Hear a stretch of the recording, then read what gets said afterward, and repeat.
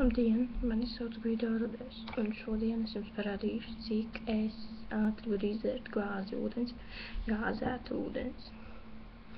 Neapsolu, ka tas būs ļoti ātri, kā 3 sekundēs, bet paredzēsim. Un tā. 1, 2, 3.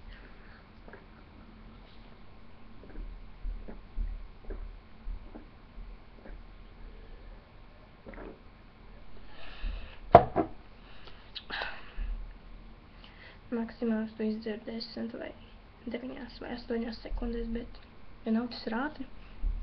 Un šodien tas būs viss, kas man ir padomā.